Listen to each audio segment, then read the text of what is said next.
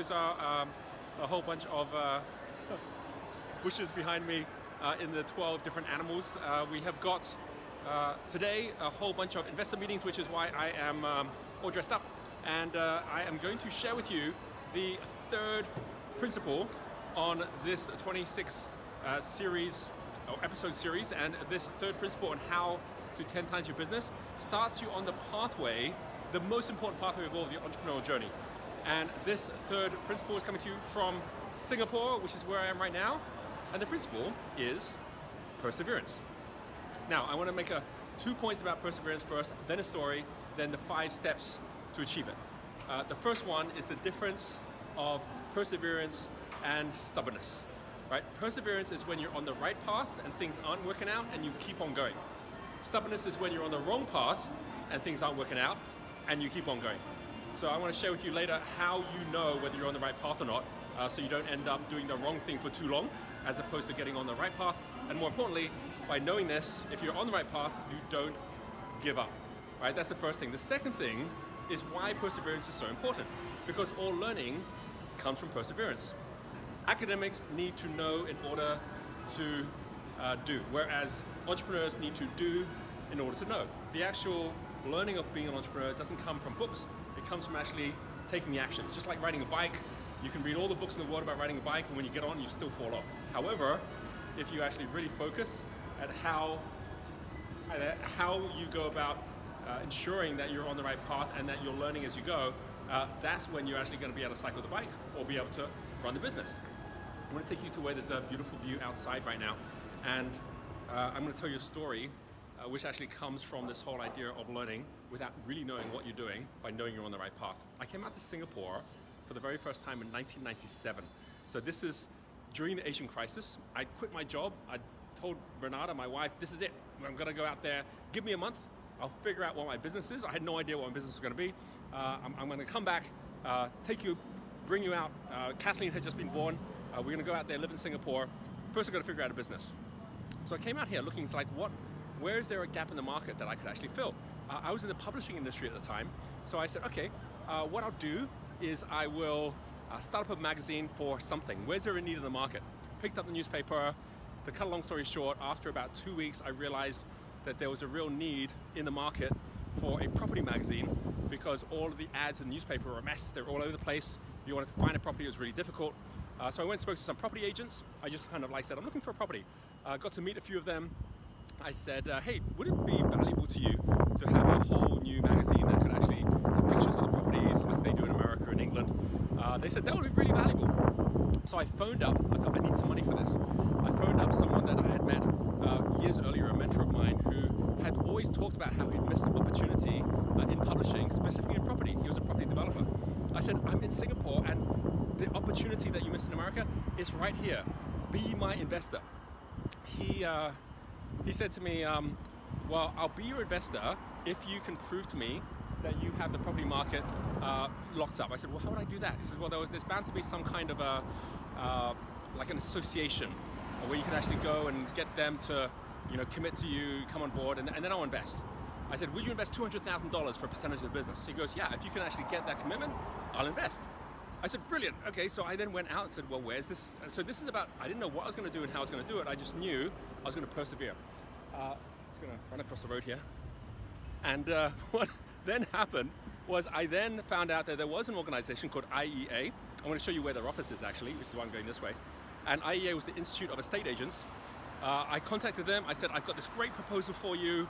I got a chance to meet up with the board, went into their offices, met with the board. I said, I've come from overseas. I'm starting up this property magazine right here in Singapore. I'd love for you to be able to endorse this so I can go out to all of the agents and tell them that this is the official magazine for the IE. And I actually showed them all these beautiful pictures and all these other things, and they said no. And I thought, no, right. Well, thank you for your time. I said, why no? And they said, because we have people like you come in all the time asking for endorsements, and no, we're just not interested in that. So I left the room totally despondent. I thought, well, is that the end of the business? I thought, no, I had a commitment. I was going to come out to Asia. I was going to be in Singapore, the only English-speaking country in Asia, which was going to be the center for everything I grew in Asia. I had a bigger plan, and I wasn't going to give up. So as I walked out, I'm now sitting by the reception, just thinking, what's my next move? What should I do next? And I saw that the receptionist was there licking stamps onto envelopes, and I said, what are you doing? She goes, oh, these are all for memberships.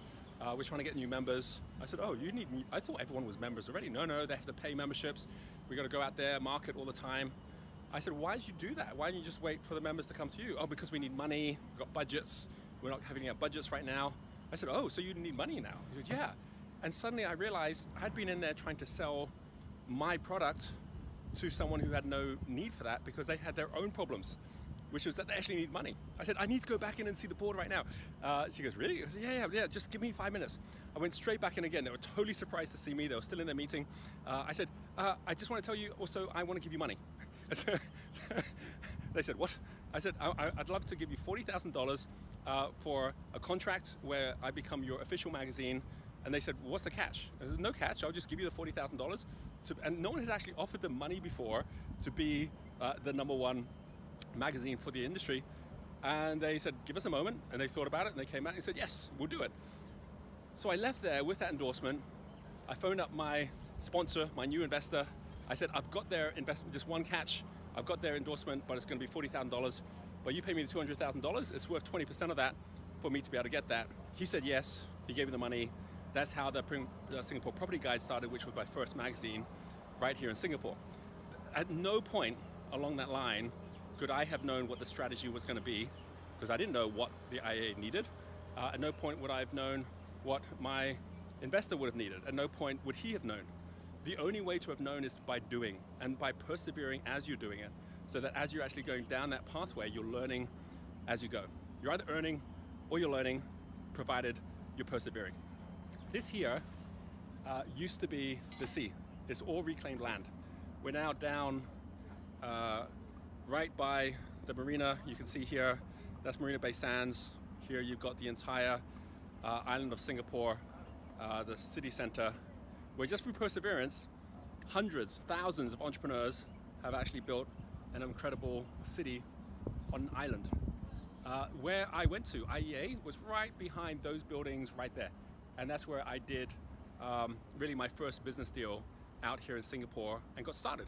I'm back here today because Genius U is going through a financing round where we had some great meetings and where we now have got the next step of our tech platform and how we're growing that around the world. And I'm about to get on a plane and head back to Bali where I'm going to meet up with our team at Entrepreneur Resorts. And all of this over the same time that all of this got built. I mean, obviously the CBD here was behind us, but all of this wasn't even here when I was here in 1997. And the world keeps moving on. Everything changes. But the one thing that will persevere is your legacy. It's what you stand for. It's why you do the things that you do. So that's the final thing that I want to say, is that there's 5 steps that you can take. And I call it the Genius Spiral, which allows you to learn through doing, which allows you to persevere. And I'm going to show you a little screenshot of the Genius journey here. And you can see these 5 steps all begin with C. The first one is clarity. Clarity of where you are today. So that's why we actually have all the different tests and assessments to find out what you're strong at, to find out what you are passionate about, your purpose. The second thing is certainty of where you're going. In my story, I was absolutely certain, even though I didn't know how, but I was going to do it anyway. And then it's about connection. You're not going to do it on your own. So who is it that you need to connect with to start joining the dots? Then collaboration, by bringing others on the journey with you as well. And the final one is contribution, which is what are you giving back? It was a story about what I thought could happen when it came to all these buildings, when it came to the entire real estate industry right here in Singapore, that actually got all of the agents behind the magazine and made it a success. It was as a result of my vision and certainty that we could actually make a difference in the world that Genius U's been able to grow. And in the same way, you have your own vision, you have your own legacy, which comes down to whether or not you're willing to persevere. Because fundamentally, at the end of the day, it's your legacy that endures. So those 5 C's allow you to go through a pathway where you don't need to have all the answers when you get started. You just be absolutely certain on the outcome, and then you're going and bringing other people on that journey with you. And that's the hero's journey. So do post down below whatever is your biggest learning from this video. Do go watch the other 2 videos if you haven't done so far as well. If you're going to be in England, I'll see you at one of our events coming up in the next couple of weeks. If you're going to be in South Africa, I'm going to be there in February. Look out for whenever I'm going to be in your country or city. Let me know wherever you are in the world, and I'd love to connect and share your journey, your perseverance, and whatever it is you're doing or someone you know where you want to be putting through that message. Do not give up, because it is all worth it at the end. Do send them this video. See you on the next episode of Entrepreneur TV.